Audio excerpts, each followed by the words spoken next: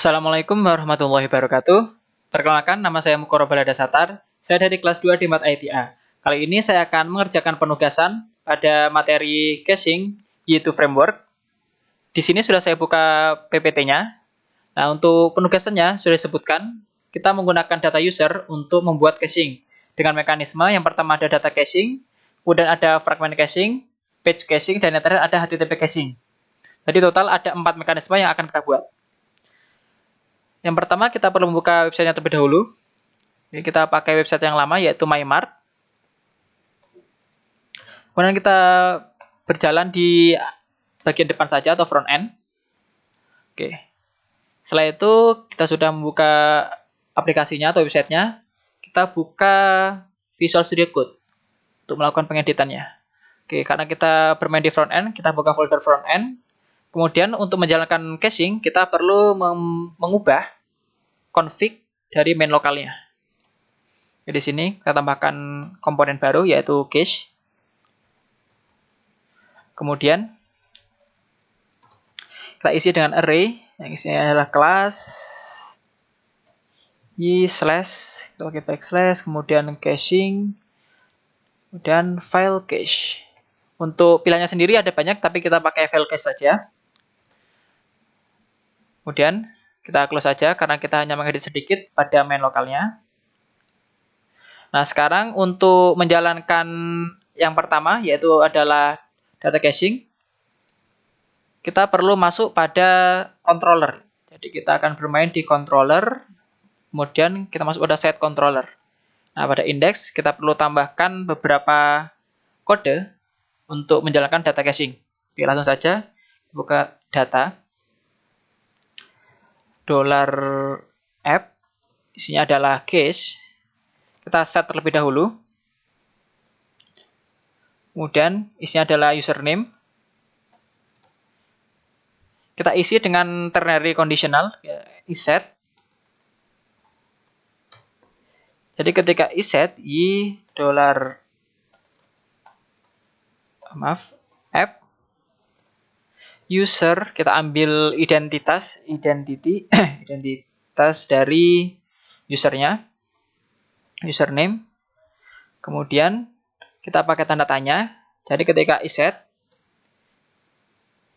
ketika ada username-nya, identitas username, maka kita isi dengan username. Jika tidak, maka kita isi dengan string kosong.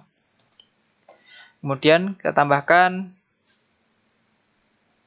$data y2app isi cache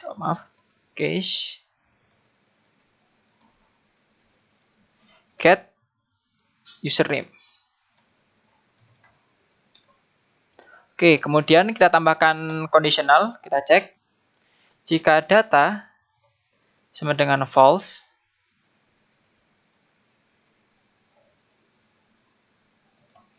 di sini jika data sama dengan false. Oke, sepertinya kita tidak perlu untuk kondisionalnya, kita hapus saja. Kita bisa hapus saja di sini.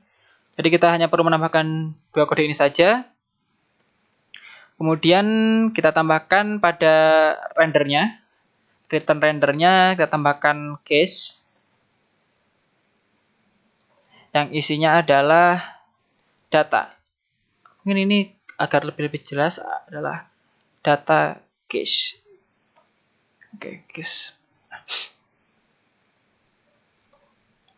Di sini lalu tambahkan di sini. Oke. Setelah itu kita masuk ke views-nya. Kita coba refresh terlebih dahulu apakah error. Jadi sini tidak ada error. Kita masuk pada views-nya, kemudian masuk pada site index. Di sini kita coba tambahkan dummy. Kita isi dengan cache. Oke, ini case. Oke, cases saja. Satu nanti lebih dari satu. Cases, kita coba print. Oke, masih kosong. Karena memang dia belum set. Nah, coba saja kita tambahkan di sini, jangan string kosong, tapi kosong. Maka dia akan menampilkan kosong, mestinya di sini. Nah, kosong. Oke, karena itu tampilnya jadi lebih jelek, kita kosongkan saja. Coba sekarang kita ini refresh. Kemudian kita login. Lalu kita login menggunakan akun terserah, akun siapa saja. Login. Nah, di sini sudah muncul. Itulah Dasatar. Nah, ini adalah data caching-nya. Kita tampilkan pada halaman index. Nah, itu untuk data caching. Sekarang kita masuk pada fragment caching. Untuk fragment caching, kita tetap bermain di site controller. Kita buat action baru. Kita taruh paling bawah saja. Nah, sini actionnya kita tambahkan public function action, kepilihan action fragment caching. Kemudian makan user sama dengan new user. Kemudian username tes dengan kita tes saja tes change username. Kemudian user email kita isi dengan testchange@gmail.com. Kemudian kita save save. Lalu models, kita panggil modelsnya. Kita isi dengan user t2 find all. Kita return this render. Kita render di halaman baru. Kita nanti akan membuat halaman baru. Cached view. Pakai kecil saja, cached view. Kemudian kita lempar, isinya adalah models. Lalu diisi dengan models. Sekarang kita berpindah lagi pada views-nya. Kita tambahkan file baru. Cached view.php. Kita di sini membuat kodenya langsung. Sekarang kita tuliskan di sini PHP. Kita buka tag-nya PHP dan pakai $this begin, kita bikin cached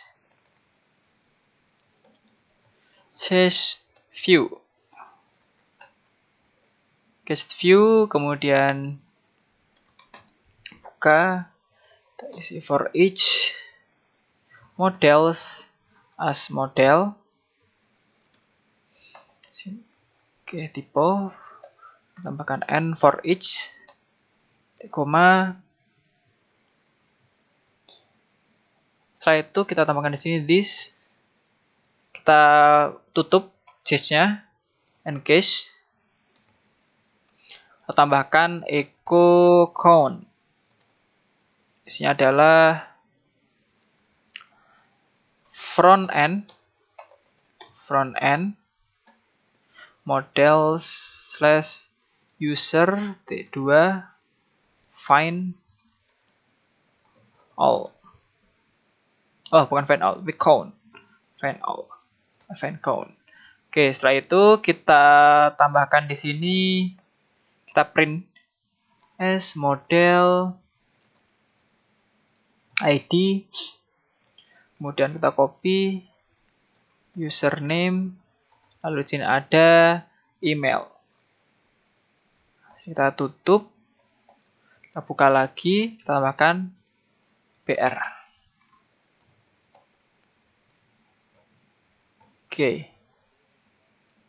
Sekarang kita coba refresh tampilannya. Kita berarti masuk ke site fragment caching. Ada error. Errornya pada controllernya. Kita cek controller, user tidak ditemukan, berarti kita perlu tambahkan use user. Ada error lagi, array to string conversion. Di sini ada, di sini sebenarnya pakai koma bukan titik. Kita cari ke bawah sini, koma. Refresh, ini masih kosong tapi count-nya 3.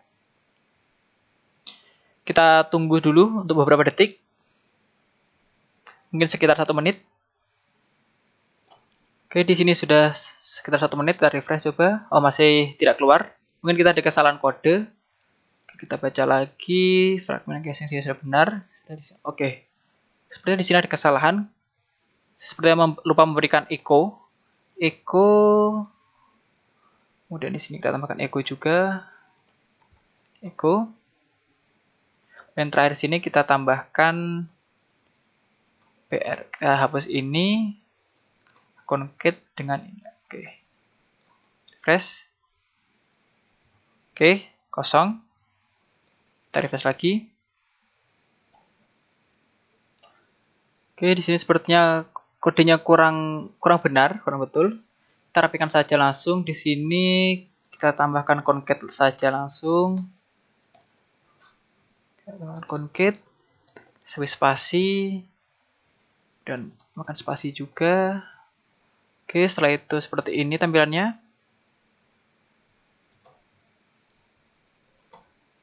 Refresh. Nah, ini tampilannya. Jadi ini sudah melakukan fragment caching.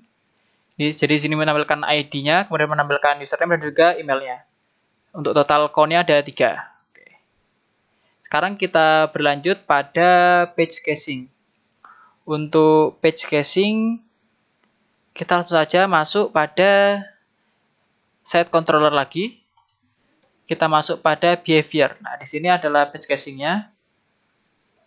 Untuk page caching kita ubah di sini kelasnya menjadi y kemudian filters, kemudian page cache. Itu. Kemudian kita tambahkan di sini duration. Duration-nya kita isi dengan 60 second. Setelah itu coba kita refresh ini. Di sini ada error. Oke, di sini tidak bisa menerima rules untuk page cache. Kita hapus saja. Setelah kita refresh. Oke, di sini sudah menggunakan page caching. Nah, untuk mengeceknya, kita coba menghapus ini. Salah satu item di sini, elemennya kita hapus. Kita refresh. Hilang. Kemudian jika kita tambahkan lagi di sini, oke, masih berjalan. Berarti ini caching-nya masih belum berhasil untuk page cache-nya. Kita cek lagi pada set controller-nya. Pertama kita lihat adalah kelas filter page cache. Kemudian duration-nya 60.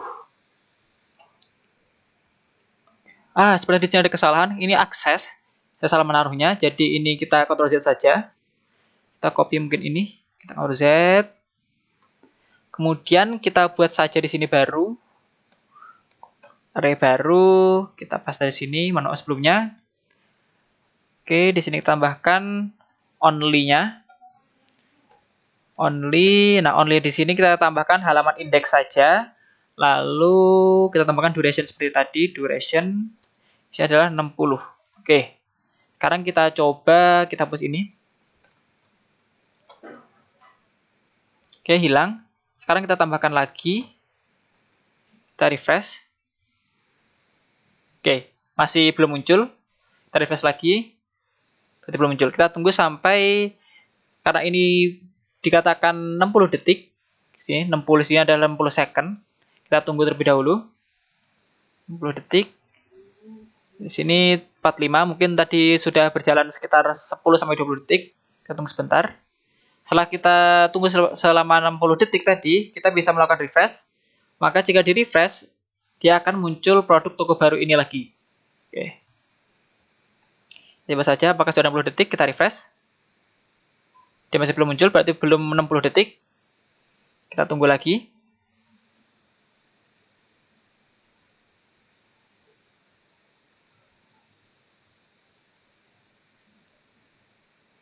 Sekarang kita coba refresh. Masih belum 60 detik. Dan mungkin sampai 30, kita coba refresh lagi. Oke, kita refresh. Nah, sini berarti sudah 60 detik atau 1 menit.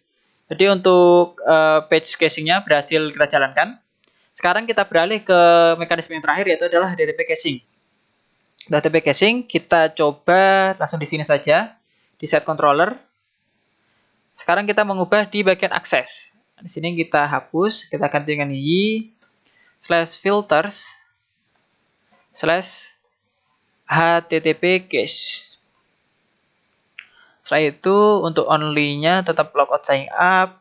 Kemudian di sini kita hapus saja rules-nya. Kita hapus rules. Kemudian kita tambahkan last modified. Kemudian kita isi dengan function $action. Kemudian isinya adalah params. Untuk yang kedua, params. Lalu kita tambahkan query sama dengan new y/db/query titik koma, kemudian return-nya kita panggil $query form. Ini kita coba-coba untuk pakai item saja, karena kita punya tabel item. Kemudian pakai max created add, karena di tabel item ada kolom max created add, kita pakai created add saja. Setelah itu untuk yang last modified-nya kita tambahkan yang terakhir adalah tag seed. Nah, kemudian kita isi juga dengan function sama. Ini adalah action, kemudian params. Lalu isinya user sama dengan this. Find model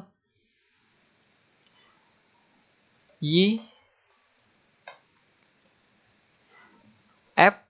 Kemudian kita isi dengan request get ID. Yang adalah return serialize yang diisi dengan array $user name, user email. Oke, sekarang kita refresh coba di sini. Ada error, oke aman berarti.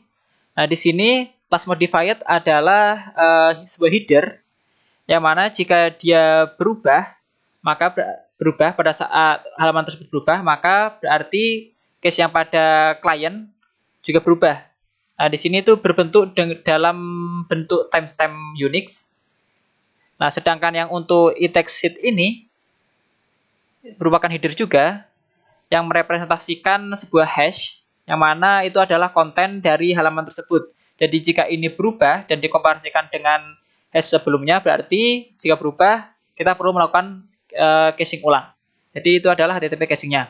Oke, jadi untuk 4 mekanisme ini kita lihat mekanisme data caching, fragment, dan page, lalu ada HTTP caching juga sudah selesai. Oke, jadi sekian untuk pengerjaan penugasan caching pada YouTube Framework ini. Mohon maaf jika ada kesalahan kata atau kekurangan. Saya tutup. Wassalamualaikum warahmatullahi wabarakatuh.